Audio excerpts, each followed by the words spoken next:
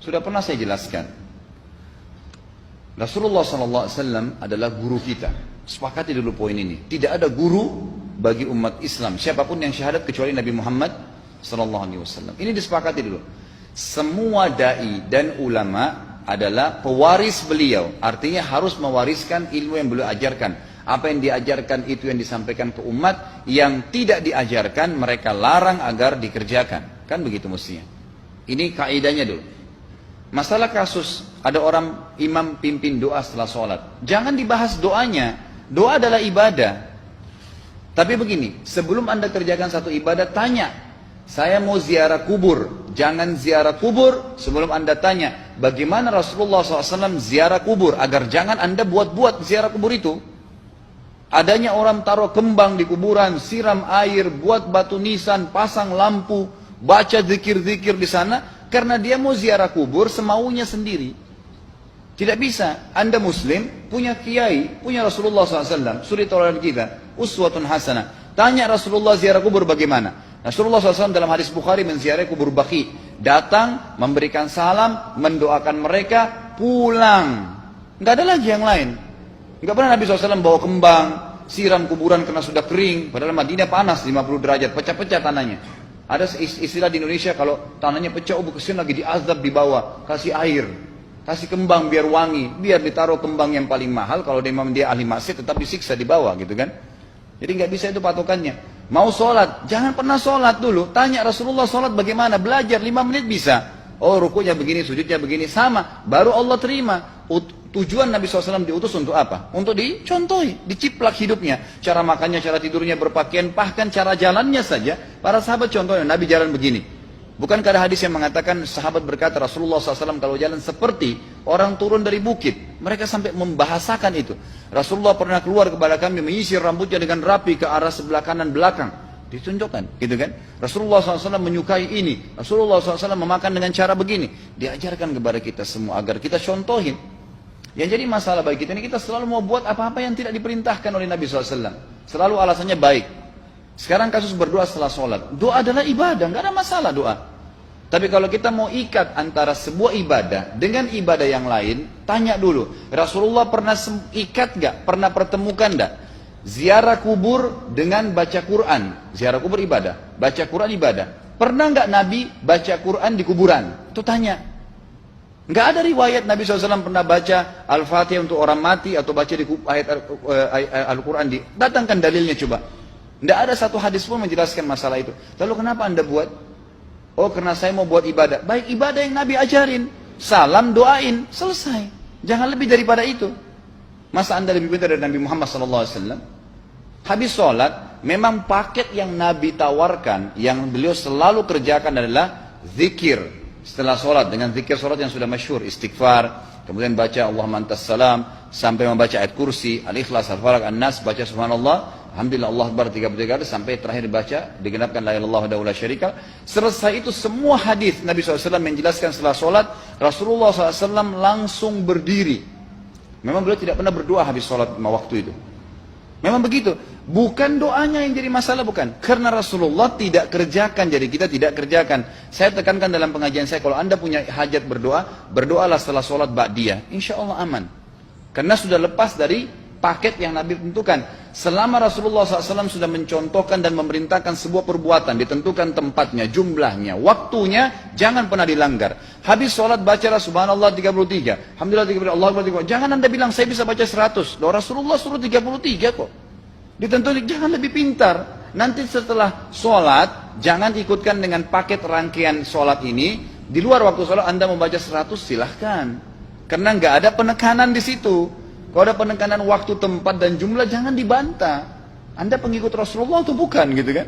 Harus jadi jelas. Yang membuat umat ini di Indonesia juga jadi masalah sekarang karena mau buat sendiri. Semaunya sendiri. Kenapa akhi, kenapa Pak Kiai, kenapa Habib, kenapa Ustadz, kenapa buat ini? Bukankah Rasulullah tidak mencontohkan? Oh enggak apa-apa, ini kan baik. Loh, kalau semua orang berkata seperti anda, apa yang tertinggal dari agama kita? Kira-kira apa lagi yang tertinggal? Enggak ada kemurnian agama karena semua orang mau buat semaunya. Gitu kan? Semaunya sendiri.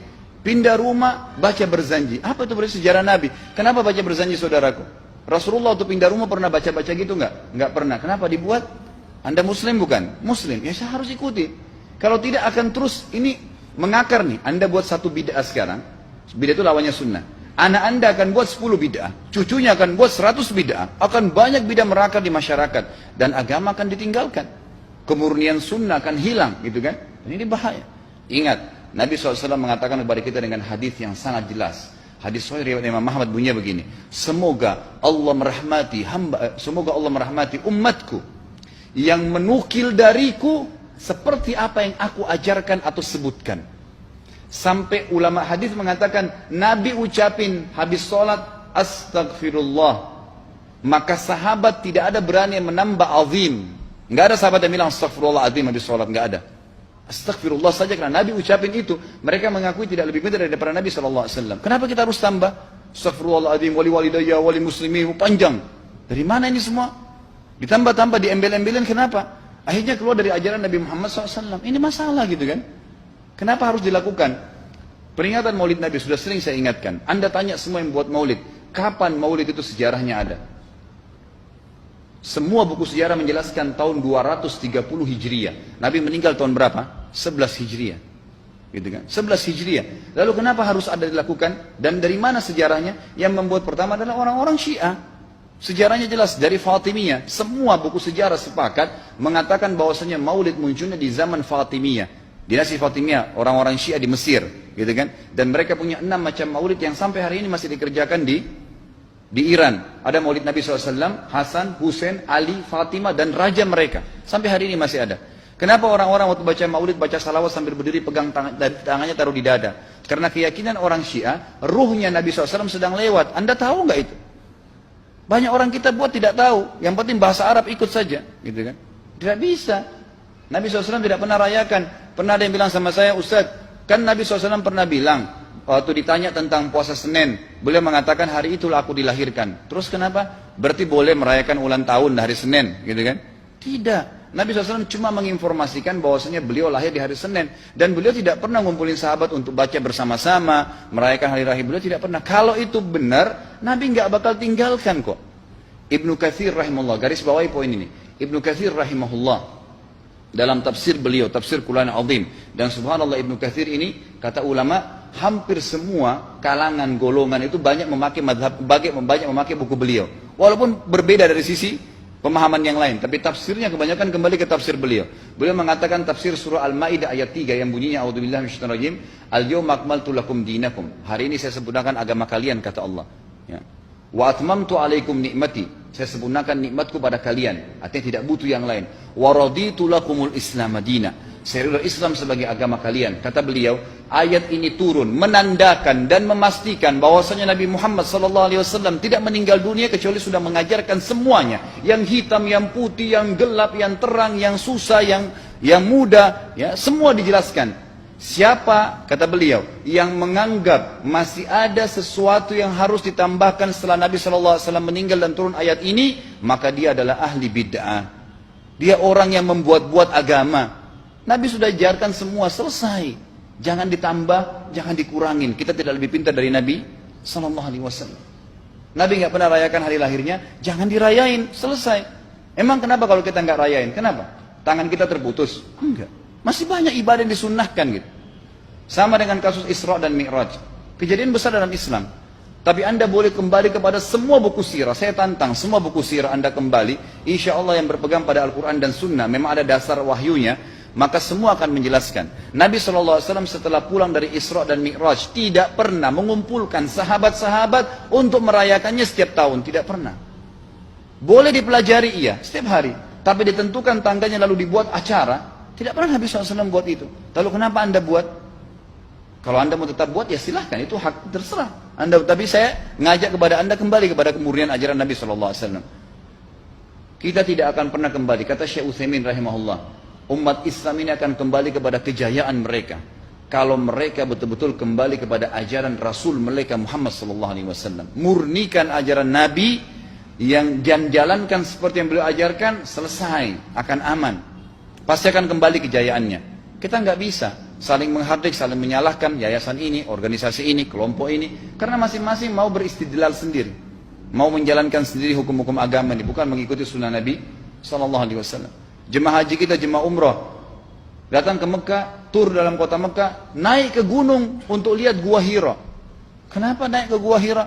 Oh, Rasulullah pernah di sini. Baik, saya jelaskan. Nabi Muhammad SAW ke Gua Hira sebelum turunnya wahyu. Dan beliau terakhir sekali di Gua Hira pada saat menerima Iqra bismi rabbikal ladzi khalaq. Itu saja. Setelah kejadian itu, beliau turun dari Gua Hira. Dari waktu itu sampai meninggal, Nabi SAW tidak pernah ke Gua Hira lagi dan tidak pernah suruh sahabatnya ke Gua Hira. Kenapa anda ke Gua Hira? Sampai naik 3 jam ada yang jatuh mati. Karena jahil, tidak tahu pemahaman agamanya. Nggak bisa begitu. Cukup dikenang iya. Kecuali Nabi SAW suruh, datangilah Gua Hira. Ya silahkan. Gitu kan? Kalau enggak, kan begitu. Masalah Isra Mi'raj, saudaraku, kejadian besar. Ambil ibrahnya, yang penting ilmunya. Oh, salat 5 waktu, kejadiannya pernah gini. Ada kebesaran Allah, ambil pelajarannya iya. Yang Nabi tidak contohin, maka jangan dikerjakan. Hanya itu saja. Zikir bersama, di sini ditanyakan juga zikir bersama. Nabi SAW disebutkan dalam hadis Bukhari, kalau berzikir habis sholat, beliau membaca zikir tertentu, sahabat baca zikir tertentu, sahabat baca zikir tertentu. Jadi Nabi SAW tidak pernah paksain. Enggak pernah Nabi misalnya baca ayat kursi, harus semua sahabatnya ikut ayat kursi, enggak. Nabi SAW baca ayat kursi, si fulan baca al-ikhlas, si fulan baca subhanallah, masing-masing. Dan ingat, Allah SWT mengatakan apa? Tentang masalah zikir dan doa ini. Ya. Dikatakan, ya, kita harus berdoa kepada Allah, ya, wadunal jahri minal qawli bil gudui wal asal, wala takum minal ghafilin. Berdoalah kalian, berzikirlah kalian dengan doa kalian, dunal jahr minal qaul, tidak dengan teriak-teriak. Allah berfirman dunal jahr, tidak teriak-teriak, ya. Dan janganlah kalian menjadi orang-orang yang lalai. Makanya pernah ada sahabat, waktu Nabi SAW berkata begini, dalam hadis Bukhari juga, waktu pulang dari salah satu perjalanan, kalau kalian sedang menukik, kuda unta lagi menukik, bertakbirlah, bilang Allahu Akbar. Kalau kalian sedang turun, menuruni sebuah lembah, bertasbihlah, bilang subhanallah. Ada satu sahabat badui, orang dari padang pasir, semangat dia jalankan sunnah Nabi. Waktu kudanya lagi naik, Allahu Akbar, dengan suara keras dia teriak. Jalankan sunnah kan? Tapi teriak ya. Apa yang terjadi? Nabi SAW panggil, ditepuk pundaknya, Nabi mengatakan, pelankan suaramu. Zat yang sedang kau panggil tidak tuli. Allahu Akbar. Cukup. Ada apa? Kecuali di medan perang lain nakutin musuh. Gitu kan? Untuk apa takutin kuda sendiri? Nggak perlu. Gitu kan? Jadi mengikuti sunnah Nabi dengan ilmu yang benar itu akan membawakan ketenangan hidup. Yang buat kacau kita ini jadi kacau karena mau membumbu-bumbui macam-macam ditambah-tambah.